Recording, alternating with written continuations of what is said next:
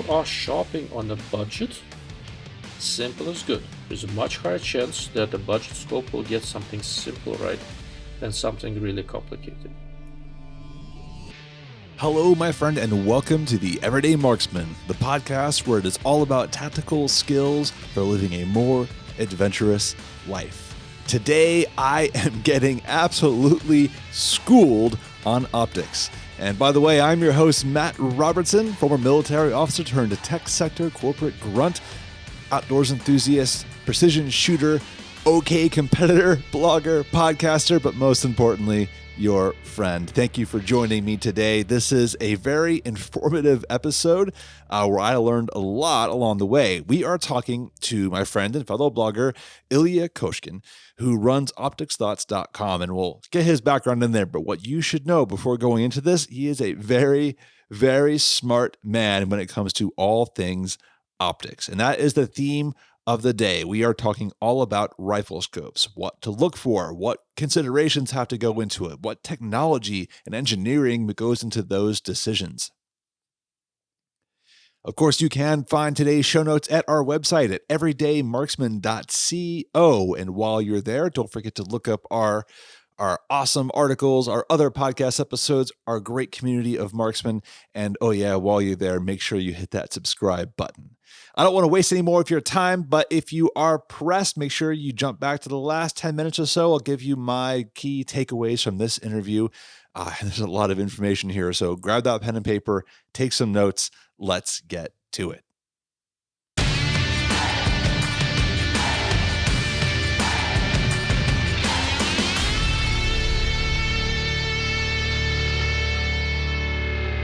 ILya, welcome to the Everyday Marksman. Thank you, Matt. Glad to be here. So I'm going to start off the first question here just to kind of get some background because I've been following you for a long time because you are, to put it bluntly, rather prolific all across the internet. Every message board I've been on, from AR15.com to Sniper's Hide to Optics Talk, like you're there and you are one of the experts in the board. So I want to just start off with, how did you get to that point? In a very strange manner. It all started when I was 19 years old, and a friend of mine dragged me out to a shooting range to shoot handguns for the very first time. We rented a Beretta that I despise to this day, bought 50 rounds of ammunition, 9mm. I fired 50 rounds at a paper target from 7 yards, and not a single one even grazed paper, even touched it. And I don't handle failure really well. So fast forward, 25 years, here we are. After that, I went and bought a rifle and bought a rifle scope. And it was a cheap Chinese rifle scope, Leapers, if I remember correctly, that promptly fell apart on me. And I hit the internet trying to find some sort of information on how this works, what's good, what's not. At the time, I didn't know anything about rifle scopes. The answers that people were giving me on the internet were completely asinine. But I knew a lot about optics. I'm an optical physicist by education, and I went to Caltech, I have a degree in applied physics. Professionally, my field of expertise is imaging systems and generalized targeting systems. I work with the military on all sorts of things that go on drones, planes, tanks, satellites, that kind of stuff. Optics is not a particularly difficult subject, but it's a very different subject. And a lot of the normal basic intuition people have from mechanical devices they work with do not necessarily translate terribly well into optics. And what I found is that there were a lot of people who shot guns and they didn't know anything about optics. There are a good number of optics people out there who don't know anything about guns, and they don't overlap. I was curious. I took a few scopes apart, and I started writing reviews on different rifle scopes and stuff, and it kind of steamrolled on me from there. An optical physicist. So remember you mentioned to me before that you've been in physics. So optical physics, I figured you had something to do within the industry there. So you mentioned, just to kind of dig into that a little bit, you mentioned that, it's a little bit different. So, could you summarize a little bit what makes optics different than what most people think of in like mechanics? Because you can touch and feel a lens, but you cannot touch and feel a ray of light. And the way light behaves going through different surfaces, the way refraction works, the way propagation works, is a little bit non-intuitive. And on top of it, what makes it really different is how a human eye captures and interprets the image. The most common example, marketing people at Riflescope companies love to talk about light transmission, 90% versus 85%. The way a human eye works, you have no idea if it's 90% or 95% or 85% or 75% of light getting through a riflescope. Your eye cannot tell the difference between them. Absolutely can't. Image fidelity that you perceive depends on something else.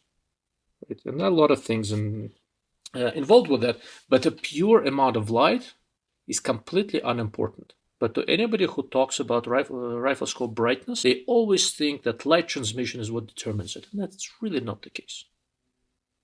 Light transmission is important for other reasons, we can talk about that. But image brightness and light transmission don't necessarily have a particularly good correlation. Some of the scopes with the highest light transmission will not look bright to you, will not look sharp, will not look good. Another good example is riflescope tube diameter. How many times have we heard, oh, if it's a larger tube diameter, it means it lets more light through? Everybody who's ever seen a garden hose goes, well, larger diameter garden hose lets more water through. That's not how it works with riflescopes. The equivalent of a diameter of a garden hose is the diameter of the objective lens. The tube has nothing to do with it. There are other reasons, other advantages for some types of riflescopes to have a larger diameter tube. There are advantages, there are disadvantages. But amount of light that it gets through is not one of those things. Tube makes no difference with it. I can make you a 3/4 inch or 1/4 inch diameter riflescope that will pass through just the same amount of light as a 2-inch tube. So we're talking about light gathering is the big one on that. That's the objective. Light gathering is sort of a complicated term that I really dislike. It's not a well-defined term, so it's not like you can easily say it's right or it's wrong. But the term gathering implies something active, and conventional riflescopes fundamentally are passive devices. Whatever light is incident onto the objective lens from whatever field of view a particular optic has, that's what gets into the scope, and a significant amount of it, not everything, gets through and comes out on the other side. Right? So if you want to increase the amount of light, you increase the diameter of the objective. But the objective doesn't go out and gather anything. It's not like it races around the forest trying to gather every photon. It's whatever is coming at it. Because the term light gathering is not defined, I can't unequivocally say it's completely wrong, but it's not right either, because it's vague and it doesn't accurately describe what happens. Right. Yeah, I only know a little bit about this from amateur astronomy, which is something I got into years ago and haven't really kept up. But I know that was a big thing. We say, how big is the objective of your scope? The reason astronomers talk about it is, and there it's a little bit more relevant. There are two reasons for that. One is that when you're looking at the sky, there is very, very little light available. So a larger objective will make a huge difference. But another reason is there's something called the Rayleigh resolution limit. How well you can resolve a very small feature in the field of view of a telescope is almost directly proportional to the diameter of the objective. In a diffraction limited optic, diffraction limited means that it's basically perfectly designed. The resolution is the diameter of the objective divided by the wavelength of light you're looking at. So a larger telescope will not only get a little bit more light, but it will also resolve better. For riflescopes, all of that technically is true, but not quite as relevant, simply because the things we're looking at are not that small, they're not that far away, but by astronomical standards. And also, most riflescope optics are not diffraction limited per se. They are well designed, but most of them are not that limited, and also most of them have to pay a lot more attention to color than telescopes do, because color is such a big deal for the way a human eye works. Okay. So actually, that's a good segue to the next kind of question into getting into this, which is when it comes to optics and rifle scopes in particular. My main passion these days is precision rifle scopes, which is I get a lot of advice from you these days. But when it comes to trade-offs, I'm very comfortable talking about with an AR-15 or a rifle. Like, all right, you're balancing the weight against the velocity, against the durability and the accuracy, kind of all these little elements that balance out. But when it comes to rifle scopes, could you narrow it down to like what are like the 5 things that you're really balancing between? Well, you're balancing cost against everything else. You're trying to balance contrast and resolution. If you optimize contrast, your resolution is going to suffer, and vice versa. If you really maximize all the optical things, the scope becomes very difficult to build mechanically. And if you want to have a large adjustment range, you can't maximize the optics, because if you maximize the optics, some of the things get larger and you can't move them around all that much. You'd need an ever progressively larger scope. All of that will make the bloody thing heavy. And by the time you get a bill to pay for this thing, you'll be ready for a coronary. If you were to try to boil down to 5 things that I look for in a rifle scope, I want weight, size, mechanical durability, mechanical repeatability, and image fidelity. Image fidelity is a general purpose term for what you get optically out of a scope. We think about rifle scopes in terms of how good is the glass, how big is the lens, what lens material has been used. Does it have ultra low dispersion glass or low dispersion glass, or some undefined HD glass or UHD glass or whatever else? All of this stuff is great for people who market optics, because that gives them something to talk about. From a standpoint of using a rifle scope, all of those things by themselves are completely irrelevant. All you want optically from a rifle scope is to deliver an image of high fidelity to your eye. That's it. How exactly a rifle scope achieves that should not really be that much of a concern. Now, it's intellectually interesting, and I live for this stuff. But from a standpoint of the user, am I getting the image fidelity that I need? Is the scope staying zeroed under recoil? Do the turrets track if you choose to use them? Does this thing weigh a metric ton? Can I still lift my rifle if the scope is on? That's kind of what it boils down to. And I think that's kind of the classic rifle scope review that you see out there is, hey, this is really clear. This is really bright. And they don't really go into a whole lot of the other stuff. Correct. If you're asking me as someone who's been trying to learn a lot of these things, I feel like the scope's resolution, the image is important, but there's that point where it's good enough that I'm also now paying more attention to its accuracy of tracking. How is it going to last over time? And that's where I think people don't talk about as much, probably because that's more difficult to test. It's more difficult to test. And another problem is that, so I review a lot of scopes. You see my reviews. I look at a ton of scopes every year, right? And if I have a list of recommendations and all that. And if you really want to know what I think, ask me what I actually use, right? Because I look at a lot of scopes, they come and go. There are a few that stay. The problem with reliability measurements is that you cannot determine them on a sample of one. One of the most popular things that people like on YouTube, somebody goes and throws his scope of a roof of a building, drives over it with a truck, kills some baby seals with it, gives it to a polar bear to chew on. Lord knows what. They blow it up with God, they do weirdest thing. And when the scope breaks, they go, don't use it. It's not reliable. It's a sample of one. It is statistically insignificant. By torturing one sample of a product, you can tell nothing. There is a really well-known YouTube reviewer, guy, Aaron something, Sage Dynamics. Seems like a really good guy, a very good shot. I saw him once put a red dot sight on his pistol, stand by a wooden post, and cycle the slide 50 times in a row. The red dot sight that was not designed for this broke, and he immediately announced this is not for duty use, maybe target shooting. This is the stuff that gets clicks. This is the stuff that people focus on. And with all respect to Aaron, if I ever have a chance to go take a class from him, I will. But Lord, does he not understand statistics and reliability. Optical quality, on the other hand, while there is significant, sometimes sample-to-sample variation, a lot of this is designed in. If I look at one scope and it looks good optically, there is a really high chance that the rest of these will be quite good. There will be some variation, but it's not going to be as much.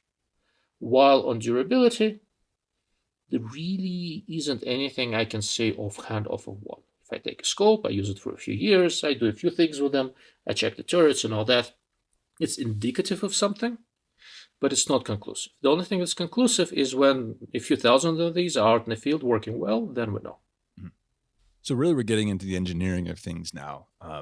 Anybody can talk about like favorite scopes and what's your favorite reticle design, but I think really what I'm interested in learning more about is these design decisions that go into, like you said, built it in. So why would you, for instance, pick an erector ratio of 4 or 6, or how does that affect the cost of something, right? Versus a fixed magnification? Yes. Well, so the larger the zoom ratio, the more complicated one of the optical systems is. The Riflescope has 3 optical systems in it: the objective, the erector system, and the eyepiece. If you make one of them more complicated, the other ones will have to start getting a little bit more complicated as well. But the biggest impact there is on the erector design. That's where magnification happens. One of the things that happens, so the beam as it travels through the scope and the light beam, as it travels through the scope and goes through different optical elements, all sort of stuff, it changes size. And the larger the magnification ratio, the larger is the ratio between spot sizes in front of the erector system is and behind the erector system. Front focal plane and second focal plane, right? If, let's say, this scope has a 4-time erector ratio, right? That means the ratio between maximum spot it takes from the front focal plane and smallest spot is times 4. If it's an 8-time erector ratio, it's times 8. So just for anybody who might be listening to this and not knowing what we're talking about with the ratios too, like a 4x ratio is like your classic 4 to 16, 4x at the low end, 16 at the high end. A 6x would be your 5 to 30. So the difference between the lowest and the highest. Correct. So you either have to be able to resolve a very small spot, or you end up with having to work with a very large light spot. So you've mentioned spot a few times. Can you talk about what you mean when you talk about the spot? So the objective lens, which determines the ultimate resolution, and everything that happens after that is just trying to not degrade it too much. Objective lens that doesn't move, it takes in the scene, whatever the Riflescope is looking at, and in the front focal plane, it creates a basically large circular spot. That's the image. If it was a camera, that's where the image sensor would sit. Okay. But it's not a camera, so there is a front focal plane. There is a fairly large, oversized image that's in there. The erector system behind it, right, what it does, it takes a small portion of that image, right, and goes and massages it and pushes it back toward the eyepiece. When you adjust the windage or elevation of a Riflescope, the whole erector system tube with the reticle at the front of it moves up and down, left and right. So when you dial some amount of elevation, the reticle cell physically moves within that larger image created by the objective lens and samples one small portion of that image to pass further down the riflescope. If it samples a very small portion and the objective lens has created a large image, that means you have a lot of windage and elevation adjustment. You have a lot of space to move the reticle in while still seeing something, not clipping anything.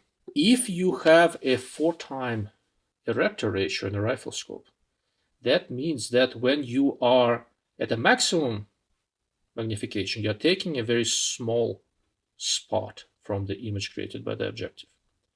But when you are at a minimum magnification, the spot you are sampling from the image created by the objective is 4 times bigger. So just as a clear for my me understanding, that's also why the field of view narrows down as you increase magnification. As you go on, exactly right. Okay.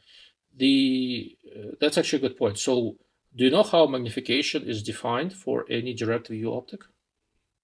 No. It's not what most people think. It is completely angular. Imagine the angle that the eyepiece, or the rear element of the eyepiece, subtends with respect to your eye. Right? That's what you see. That's what your eye sees. Then imagine the angle that the field of view of the riflescope coming out of the objective subtends. That's what the riflescope sees. The ratio of those two angles is magnification. That's how you can have the same magnification with wider or narrower field of view with different riflescopes. But if it sees wide up front, it's also going to present a physically larger, wider image to your eye coming out of the eyepiece. And if you go lower in magnification, if you think about these angles, you start seeing a larger angle coming out of the objective of the riflescope. The angle of field presented to your eye from the eyepiece remains the same, but you are seeing a larger angle through the objective. This stuff is easy to draw and not so easy to explain in words. I think I have a couple of videos on YouTube actually talking about this. I will link to those in the show notes to this one. Where was I? Yeah. So let me finish the point, right? So let's get back to the image created by the objective lens, right? If your erector ratio is not 4 times, but let's say 8 times, like one of my favorite riflescopes is a 3-24x52 March, right? The lowest magnification is 3, highest magnification is 24. The erector ratio is 8. So in order to do all of that in a fairly compact scope, March has to make an incredibly high quality objective lens where at a high magnification you can sample a very small spot and still see good resolution. If you were to make this riflescope in such a way that the spot the erector system samples is larger, you'd end up with a much larger tube and all the other subsequent optical elements also being much larger. It's much easier to make a high erector ratio riflescope with a large tube and long body. Much harder to make it compact. So in fact, that goes into the engineering then of I know the newest thing in the market is these 1-10s, for instance, which have fairly narrow objectives compared to what I would think of as a riflescope. So that's going to increase the cost to engineer all of that. Correct, but they're much easier to make with a small diameter objective. I have the Vortex Razor Gen 3 1-10 here. That's a wonderful scope. They did a very good job with it. But I also know how they specified the objective. I will say that in many ways, despite being small, this is one of the more complicated systems Vortex has ever done. Optically, probably the most complicated.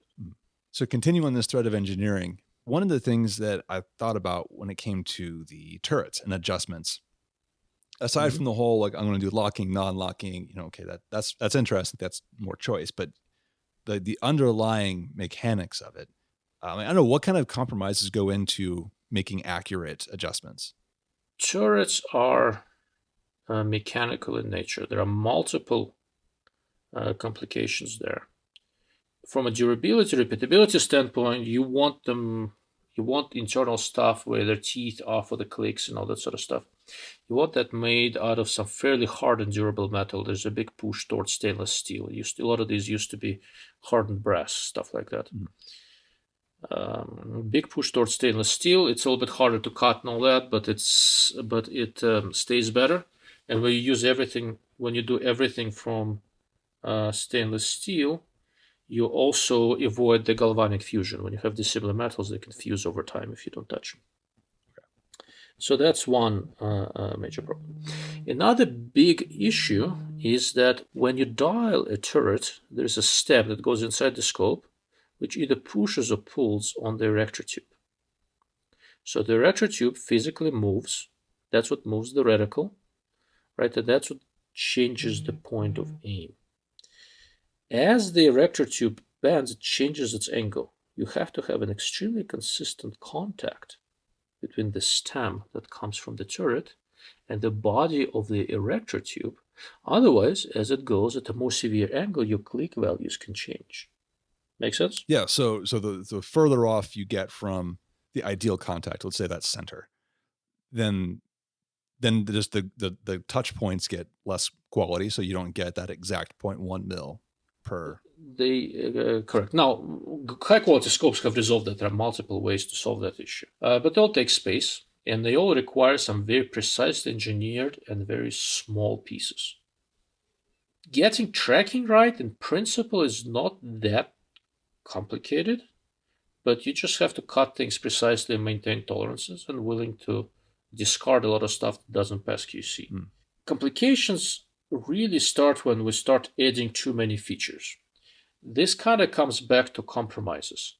If you want a super fancy turrets that have a zero stop and that lock and make you coffee and all that sort of stuff, prepare to pay some money. If you are shopping on a budget, simple is good. There's a much higher chance that a budget scope will get something simple right than something really complicated. The best turret in the business is, I think, tangent theta. I have a couple of those scopes. As you know, someday they will be pried from my cold dead hands. Everything comes and goes, right? My tangents stay. I have a couple of March scopes that stay. There are some others, right? Yeah, for different reasons, but just because I think they're extremely well executed for the money. I know how tangent proves out their turrets. When they did life cycle testing, I think they built a machine that would twist the turret, and they did it at different temperatures from minus 40 centigrade to plus 50 and all that sort of stuff. I think it's close to 80 or 100,000 revolutions, and still has to have reasonable feel, still has to track and all that sort of stuff. If you ever wonder why tangent data costs $5,000, well, you're paying for all that life cycle testing, among other things. Yeah, I feel like that's the same principle as when I talk about high quality barrels or something. It's you're not necessarily paying for the materials, you're paying because all the QC checks that have to go into a high quality item that's going to work. Correct. But also the engineering has been proven out. Yeah. They didn't just figure, okay, this is a good idea, we're going to make it and sell it. No, this was a good idea, we're going to make it, then we're going to beat it up, then we'll beat it up a little more, then we'll torture it, then we'll do something we can't tell the Geneva Convention about, and if it all pans out, then we're going to sell it. This intermediary step of torturing this thing to death is something that probably 70% of the companies don't do very much. You're a beta tester for a significant number of these companies. So a big piece of advice I think I took out of that was if you're on a budget, then pick something simple. So probably Correct. relatively lower retro ratio, skip the zero stop blocking turrets, but it'll do it well. I feel like there's a couple brands out there that do that really well. They'll do really good at the simple thing. Well, the most obvious one is SWFA. Now, I happen to know these guys really well. They're a big reason why I got into this whole review stuff. I stumbled onto their forum optics talk at the very beginning of it. It was just good timing. And they recognized that I know optics adequately well. And they approached me and told me that they are willing to extend a discount if I want to get anything to try. And it was a sufficiently good discount where I was able to buy scopes, test them, and then sell them without losing too much money. That's how I got into this, right? And I've maintained a friendly relationship with them. One of the side effects of that friendly relationship is that I know the statistics of how many of their scopes get returned for problems. And it is astonishingly low. Whenever somebody asks me for some sort of precision scope on a budget, more than half the time I recommend one of the SWFA scopes. They're not the most feature-rich, but they've been around for forever and a day. They don't change their designs very much. So we know how reliable they are. We know exactly what they do.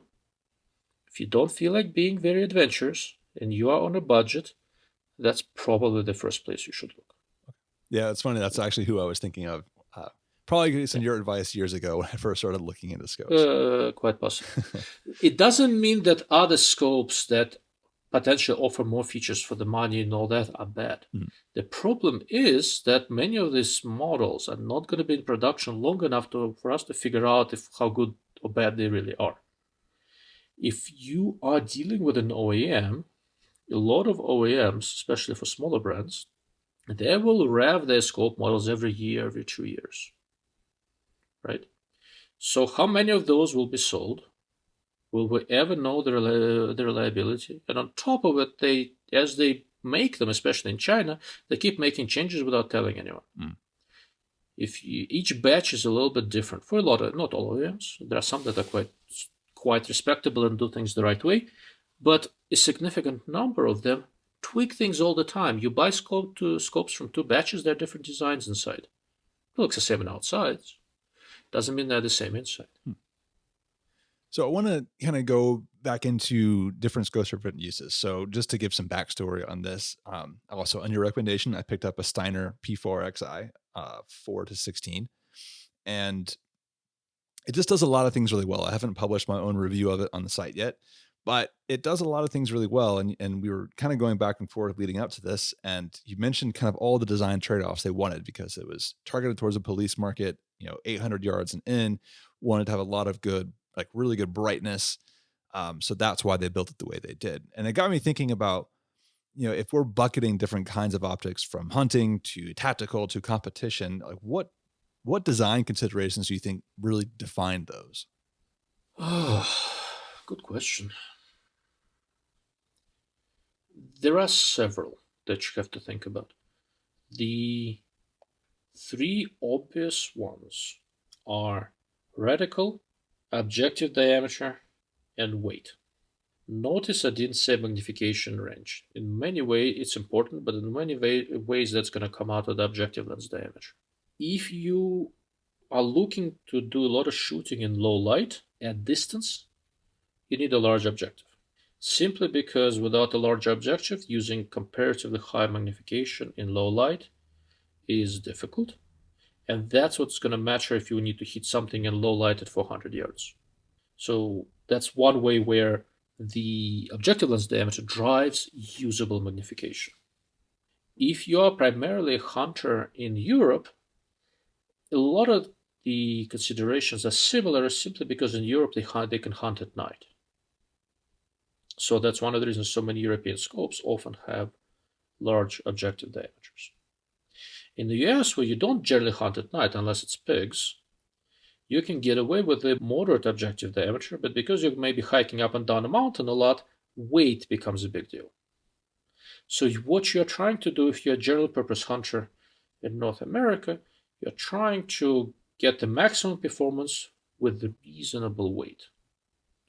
So my Tangent Theta 5-25 by 56 is an amazing scope.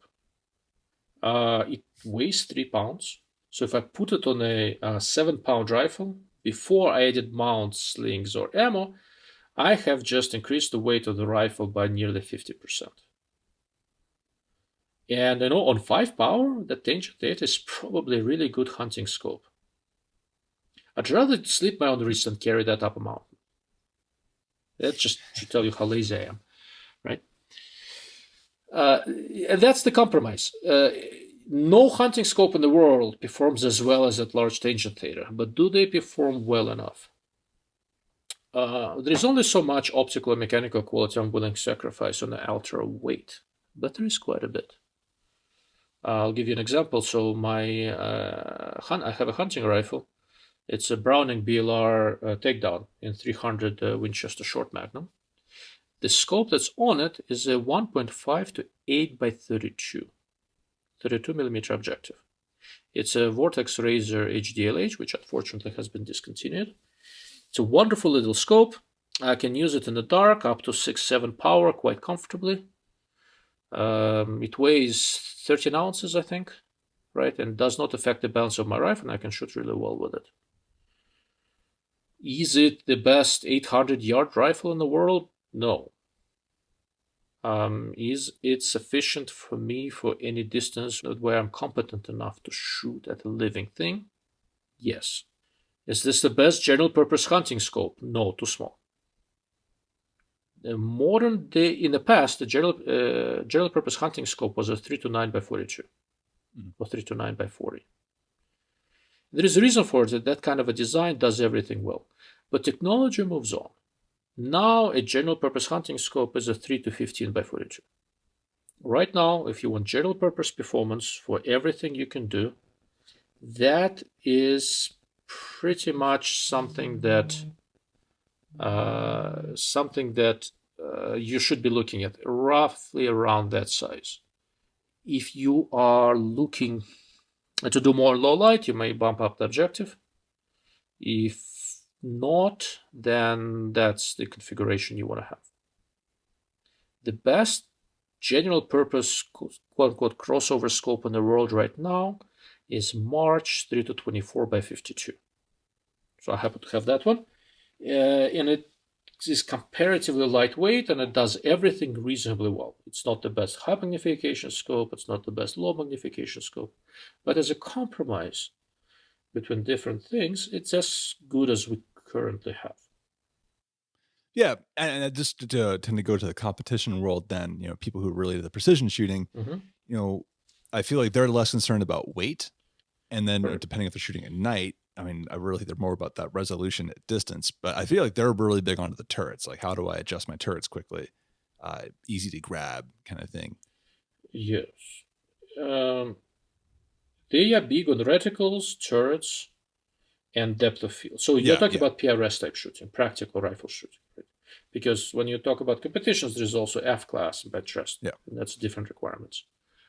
If you're talking about a PRS type scope, arguably it needs to stay zeroed, turrets need to track, and it has to have a reticle you can use. Those are the biggies, and everything else comes after these criteria are satisfied.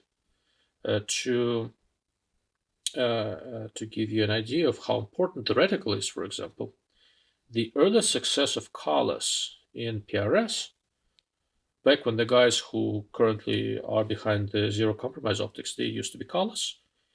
They made colors the big name in PRS that it is, basically on the strength of really good reticles, the SKMR series reticles. There was no other real good reason for colors to be successful in PRS other than those reticles, and they were ahead of the competition in terms of reticles. Now a bunch of other people have good reticles, and colors popularity in PRS is going down a little bit, despite all the sponsorships and all that stuff. Because while their scopes are very nice, in many ways competition has caught up or surpassed them. Another example is tangent data that I keep on bringing up. The traditional reticle they had was the Gen 2 XR, which is a nice general purpose reticle, but it's not the best competition reticle. So they made Gen 3 XR. No other changes to the scope.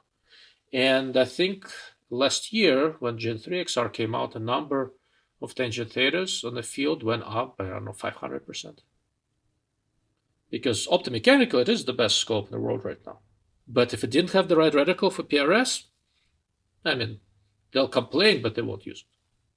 I know. I think there's still this internal debate. I don't want to go down this path, but tree reticles versus the traditional cross reticle.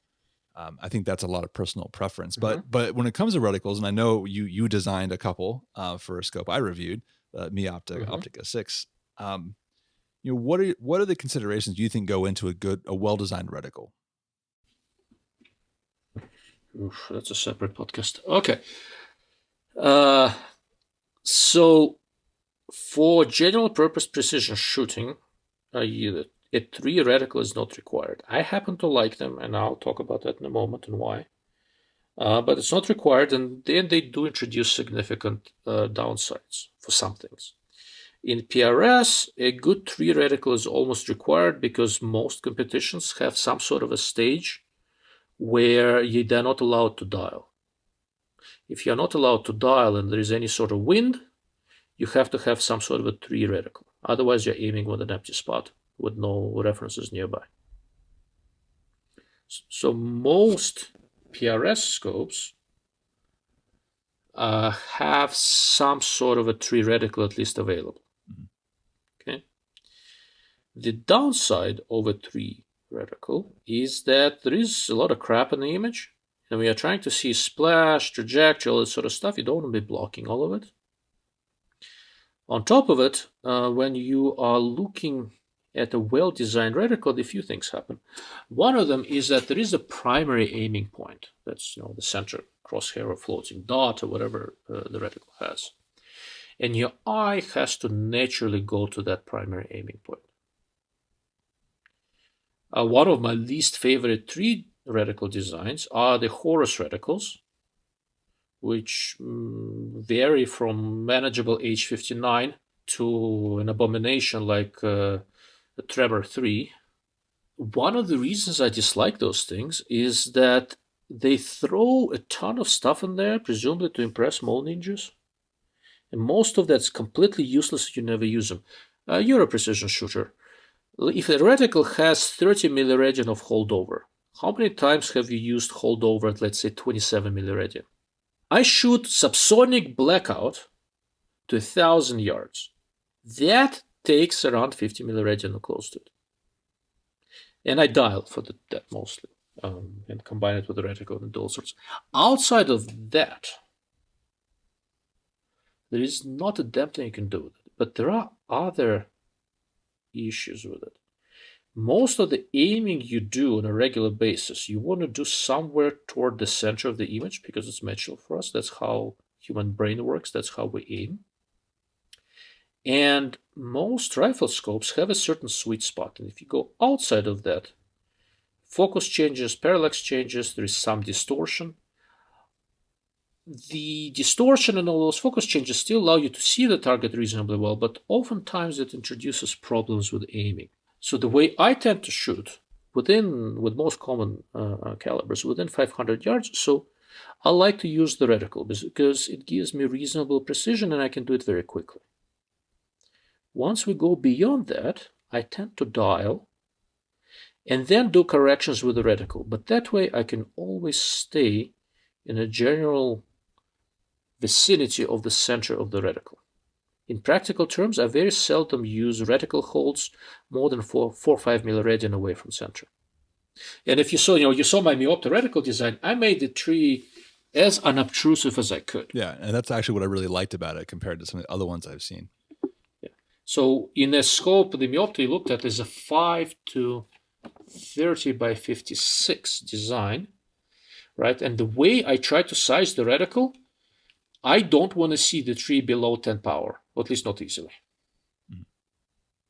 That's roughly, I do most of my shooting between 12 and 15, 12 and 18. I use high magnification to dial up, to look at wind, mirage, that kind of stuff. In field conditions, I shoot better at lower magnification, right? And if the conditions get really bad, I don't want to use the tree because that becomes complicated. And I dial down, turn on illumination, and then adjust the duplex reticle. I know we're going to run out of time here, so I want to go to the next thing here is I want to give you a chance to do any myth busting.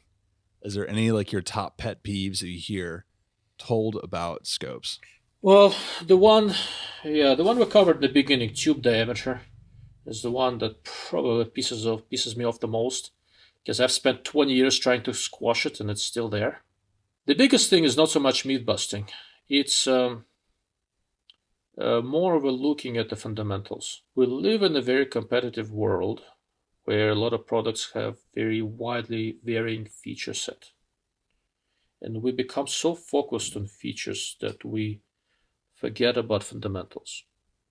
And this kind of stuff really drives me up the walls. The next guy who comes over and asks me to validate his purchase of a $150 monstrum scope that goes from 10 to 70,000 power and makes a wonderful paperweight, I might blow a gasket. I gladly and joyfully field a lot of questions. These days, probably half of the time when people ask me a question, they are trying to get me to validate the purchase they already made. And I tell them to, next time, ask me before you buy this piece of crap. I think there's a hard point in this where, even in the last 20 years, going back to 2000 at this point, there's been, I feel like, so much more competition and advancement that things that used to be $3,000 20 years ago or didn't even exist, you can get reasonably affordably today. It's just gotten cheaper across the board to do some really high quality stuff. So everybody's trying to compete on the minutia. The fundamentals for most scopes up there are not as well worked out as you would think. But there is sort of an inflection point, a price after which you get into diminishing returns. With hunting scopes, it's about $800. Once you go much above that, you're starting to get into diminishing returns. With tactical rifle scopes, you really hit diminishing returns after about $1,500, like the Delta Striker level, that kind of stuff. With red dot sights, as much as I love aim points and a few others, unless you're putting your life on the line, you start getting diminishing returns after about 300. With prismatic scopes, that gets a little bit different. That's a separate conversation. It's around 1,000, but that's an artificial number because the competition is weak. Yeah, I can't can't think of a whole lot of prismatic scopes out there anymore outside of the ACOG series. Yeah, well, it's the ACOG and the Alcan. There are a few others. Burris has a few. I just got done reviewing Crimson Trace 3.5 power battle sight, which is surprisingly competent for about $500. But ultimately, they're being displaced by low power variables. And there, where the inflection point is, where the case of diminishing returns is not really clear because of such a great variety of different stuff.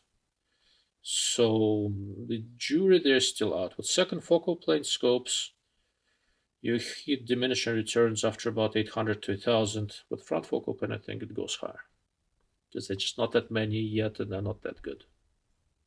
Are any other myths you wanna tackle? No, actually, there's one more. It's not so much a myth; it's a fundamental misunderstanding. Eye relief. Who decreed that you need to have 4 inches of eye relief on a 223? I if I had to take a guess at that one, I would say it's probably because people want to be able to shoot at weird angles. Like I want to lay on my back and then hold the rifle out in front of me and still get a sight picture. How practical it is, I don't know. Eye relief doesn't have time to do with it. You want to have very forgiving eye relief. But the length of eye relief and how forgiving it is, the proverbial eye box, another term I despise immensely, but I don't have a better one. This eye box is somewhat related to the length of eye relief, but not as much as you'd think. Having an eye relief longer than you need on for a weapon platform that doesn't have too much recoil is detrimental to everything. The shorter the eye relief, within reason, the better an image is going to look when you're looking through a rifle scope with the same basic optical quality.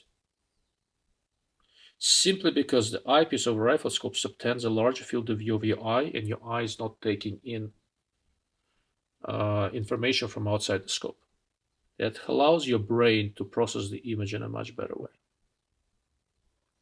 I've been advising a lot of different scope manufacturers to focus on that a little bit more, and some are finally doing it.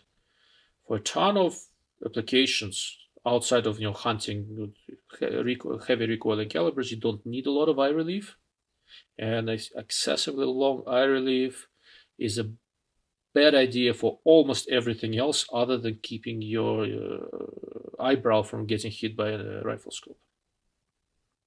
If it's not a high recoil application, short eye relief is your friend. All right, I got one more question for you. And it's the one I asked to everybody. You take a minute to think about it, but what is the one thing that you wish people would stop doing right now? People would stop doing? Shooting from the bench exclusively. You can't figure out how your gear works if all you do is shoot from the bench. You just can't. It's not the same. Yeah, nice rifle support. Nice sunny day, sitting down. That's not field conditions at all. So you had a podcast with the guy, something Simpson, the guy who wrote the Sniper book. Simpson. I don't remember the name. Episode number 2. Yeah. So I read his book. I didn't listen to that whole podcast. I'm kind of time limited. I listened to bits and pieces here and there, but I pay attention. And I was so overjoyed when he, in his book, says when you shoot off the bench, shoot with the stock unsupported by anything other than your shoulder. That way you're at least developing some skills. I've been trying to push that idea through for about 20 years now, and nobody's paying any attention. Unless I'm setting in a scope, the buttstock is not supported by anything. 30% of the time I spend shooting, I shoot standing or offhand. I shoot sitting, shoot kneeling, I shoot prone. The only time I hit the bench is when I'm sighting something in. That has made more difference for my shooting than anything, well, aside from proper instruction, that made more difference for my shooting than anything else. And it also made more difference for my understanding of how rifle scopes are used than anything else. Well, ILya, if anybody wants to come find you after they listen to this one, where can they go? Well, hit the internet and search for Dark Lord of Optics. I'll pop up like Beetlejuice. Okay. So Dark Lord of Optics. You also have your blog, so Optics Thoughts. And then... Yeah, if you go darklordofoptics.com, it forwards to Optics Thoughts. But I am comparatively active on Instagram and Facebook and my website and different forums. Dark Lord of Optics is easier to spell than my name, so I go by All right. Well, ILya, thank you very much for the conversation today. I really enjoyed it. Oh, thank you, Matt. Thank you for inviting me.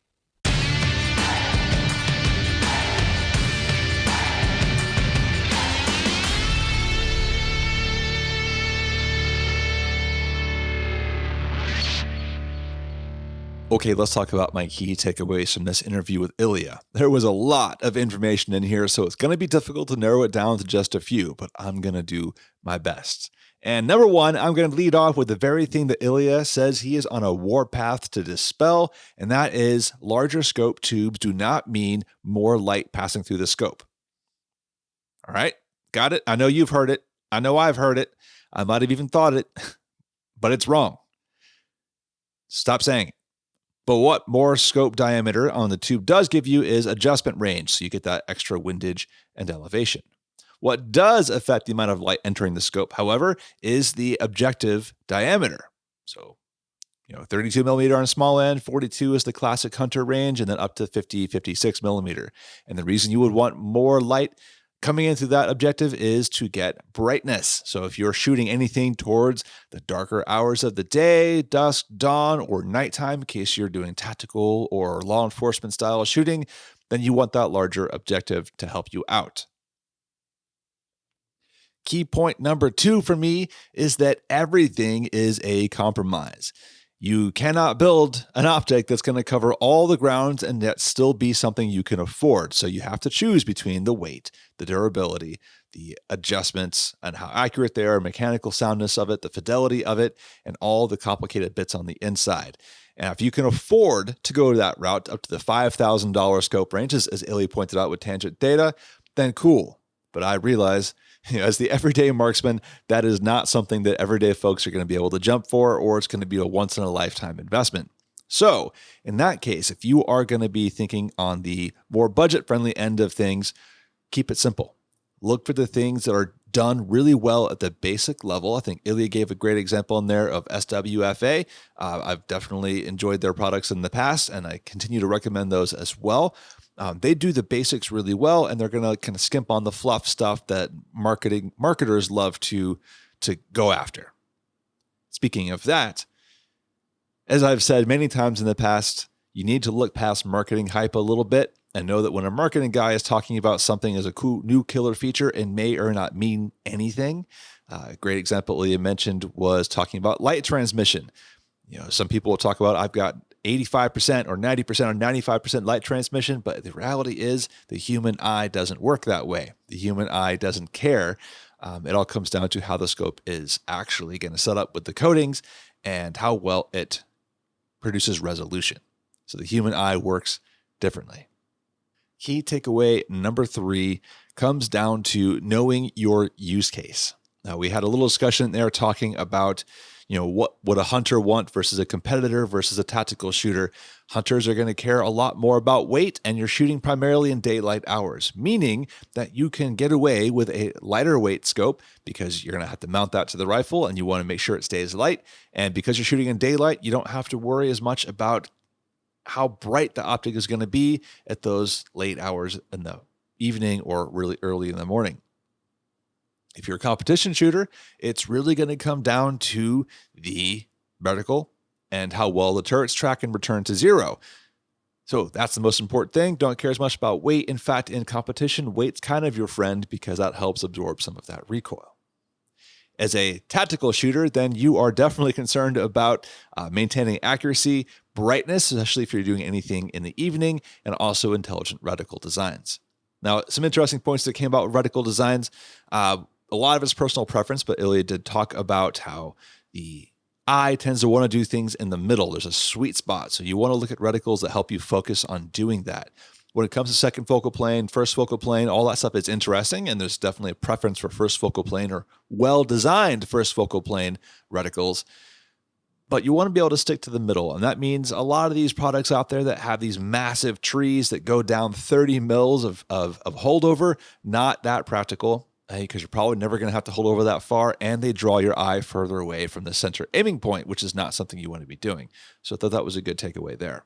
Now, one more that I want to share with you is just some of those key price points for the diminishing returns. I know it's not a popular topic to talk about something that the inflection point where you go from diminishing returns is actually something that's pretty expensive, but it is true. So the examples we got in there was for hunting scopes. Really, once you cross that $800 threshold, then you're starting to get less for your money as you go higher and higher. For tactical scopes, you're talking about $1,500. You're paying for less and less after that. And then when you get to red dot sights, you're about $300. Paying more than that, you get into your aim points, and that's really paying more for durability. But optically, they'll work great. And then low power variables, you're looking in that $800 for the second focal planes, and then on up into the thousands for the first focal planes. Now, does that mean if you buy something significantly cheaper than that, such as I just bought a $500 scope for an upcoming 22 long rifle project, which you're hearing here has been dubbed the noisy cricket by a lot of my readers? No, it's probably going to be fine, but know what you're trading off when you make that decision. Okay, that is my key takeaways. I hope you enjoyed this interview. Before you head off, I just want to say thank you for listening. I hope you're doing well. We are recording this right at the beginning of June as I'm making this statement here.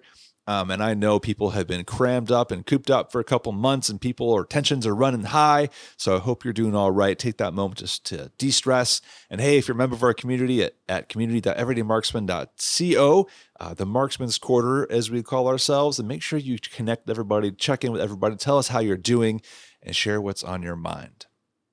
If you're not a member of our community yet, then still go by community.everydaymarksman.co and sign up to get on that waiting list. So the next time we have openings, I'll make sure to get you that invite, and you can join up with a bunch of like-minded folks who are really just trying to improve our lives through the study of tactical skills. All right, that is it for me. Have a wonderful weekend. I will catch you next week. See you later.